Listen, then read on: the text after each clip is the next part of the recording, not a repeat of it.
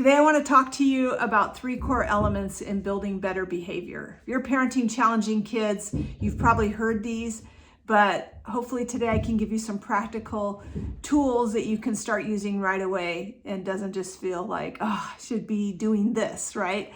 You don't need another should on your list. So we're going to talk about structure, we're going to talk about co-regulation, and we're going to talk about communication.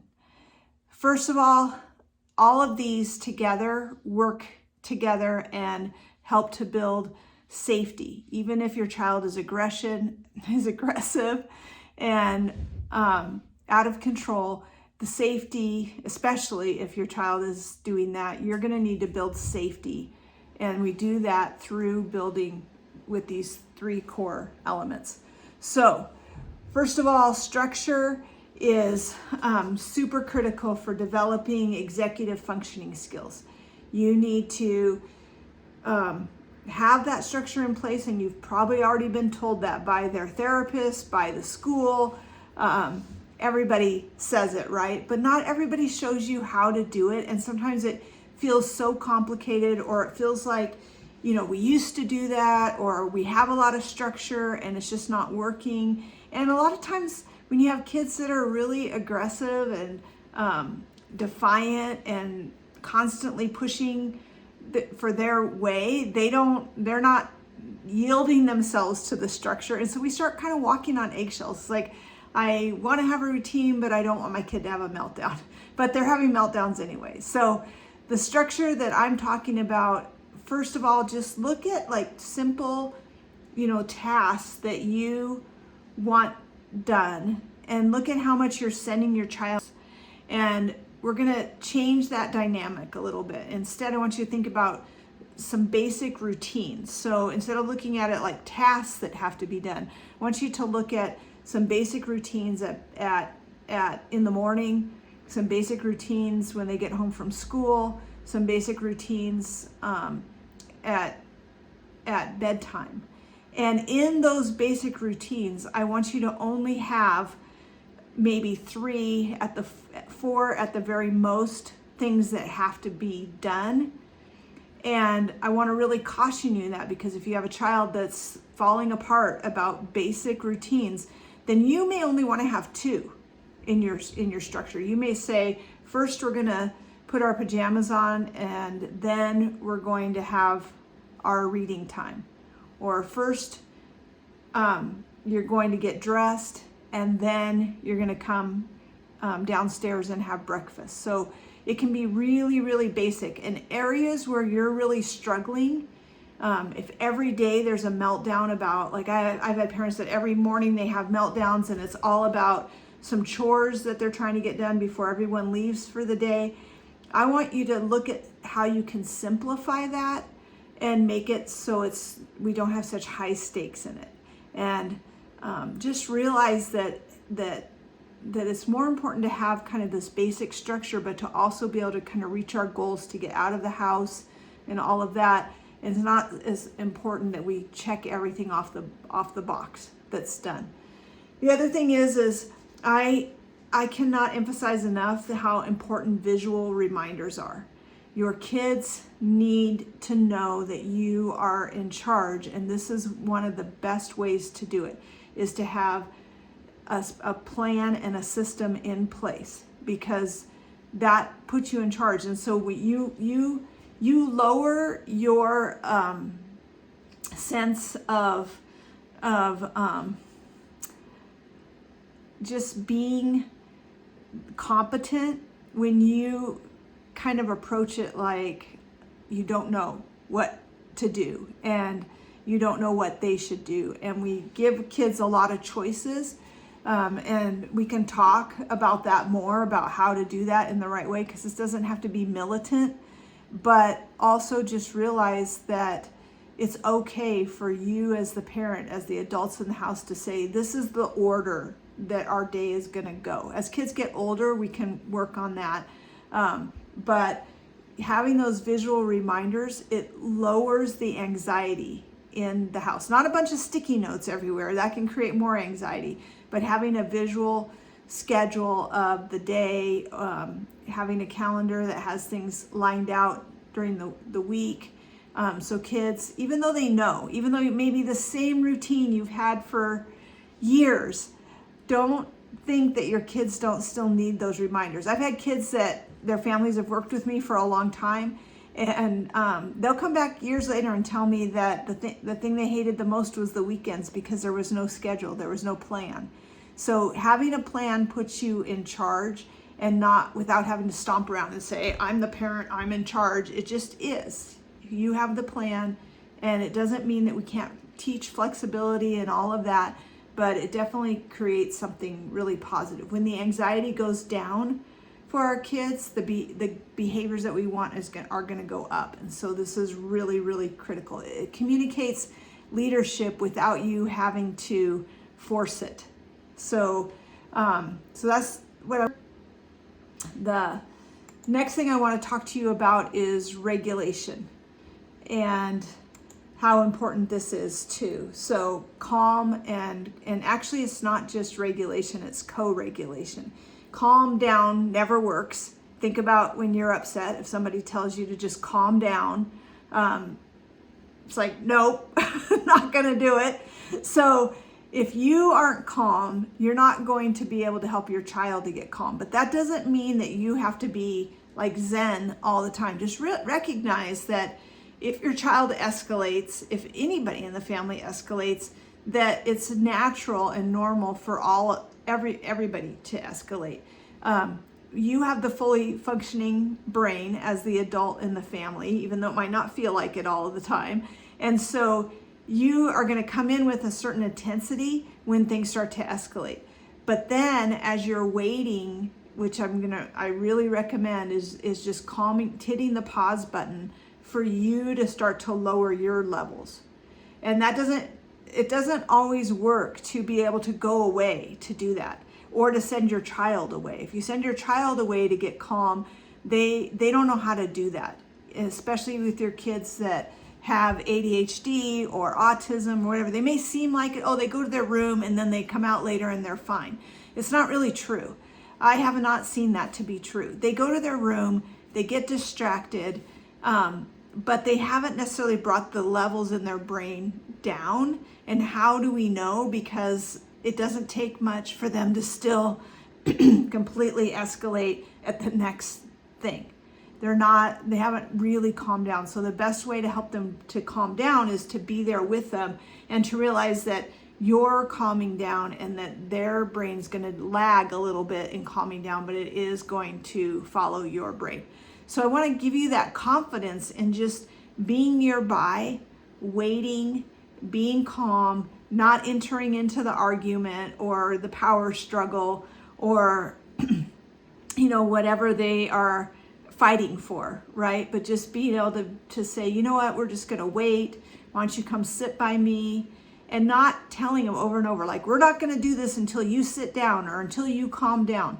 It's like, that's not going to help as much as you just, you do that for you.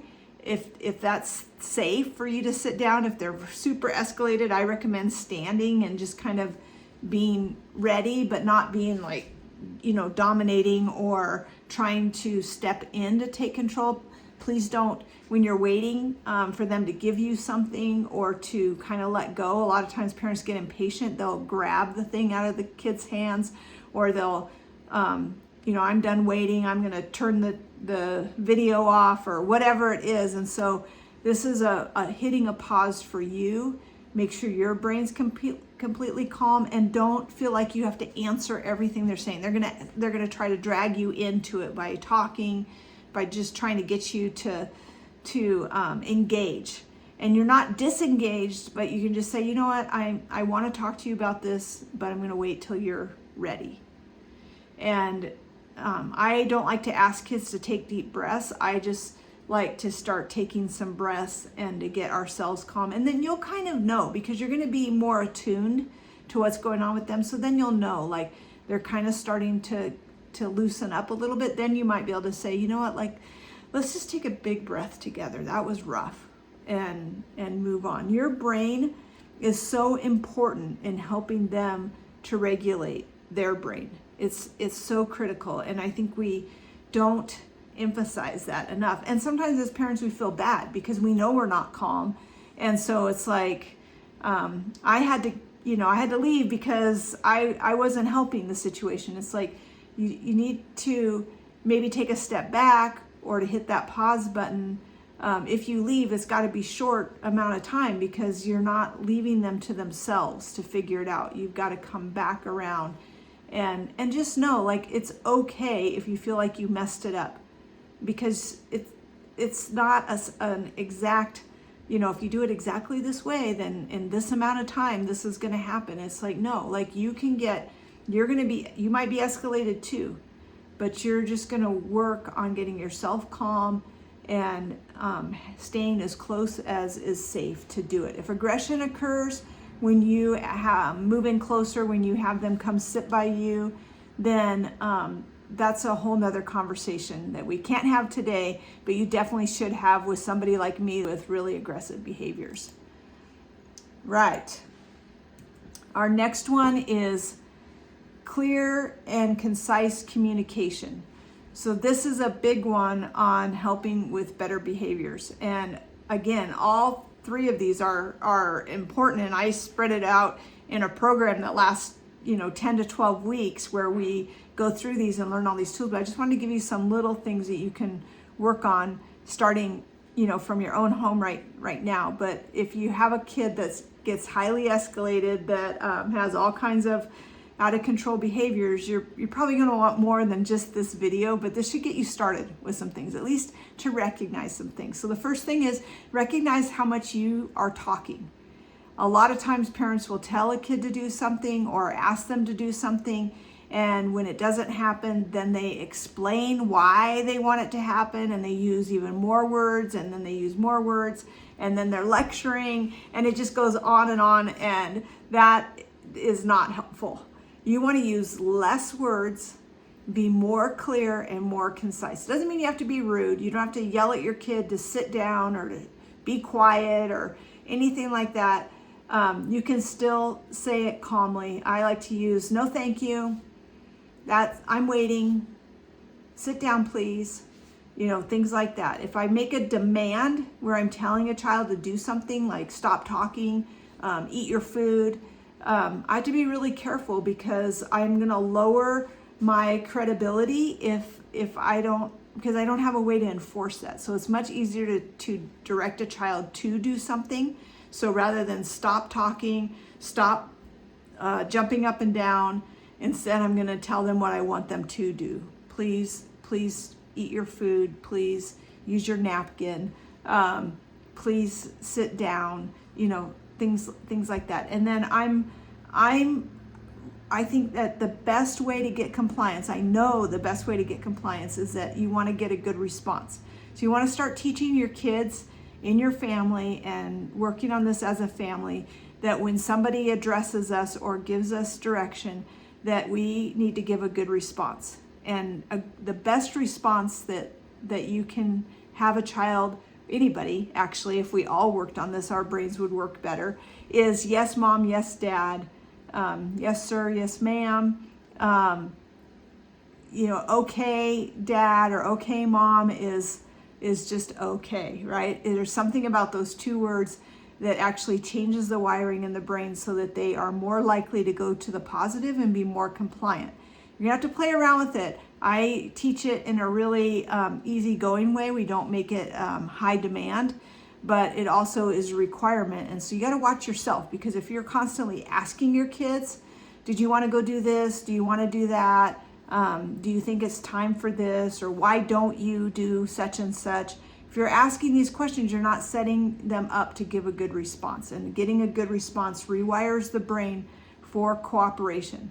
So clear, concise language, getting a good response. These are game changers. Telling them what you want them to do rather than what you don't want them to do. And at first, with all of these things, just notice how much you talk, or notice that you want to, when you're waiting, you want to talk them into it, or you want to cajole them into a better mood. And we teach people a lot when we're just okay. It's like, you can be in a bad mood. and I'll stay here with you for a while, and then we're going to go do something, or you know what, like, I'm not feeling so great either, but you know, we're going to go do this, you know. So it's like, it's more of a coming along beside, and really trusting that you as the parent, you have the confidence that you can change the chaos, because you do have it. You have the brain power. You can do it. You may need some help. You may need some coaching, but you get to decide what success is going to look like in your family. And I think that is super critical to keep in mind too. Listen, if this resonated with you, if there was anything in here you're like, I've tried that and it didn't work, or I'd like to do more of that, you can go to my website, parentingchallengingkids.com. You can set up a lifeline call. We can talk about what the options are, or you can leave a comment in the messages. You can lots of options. You can look at the different ways we could work together, or you can watch more videos. Like and subscribe and get new videos every week. It was great talking to you.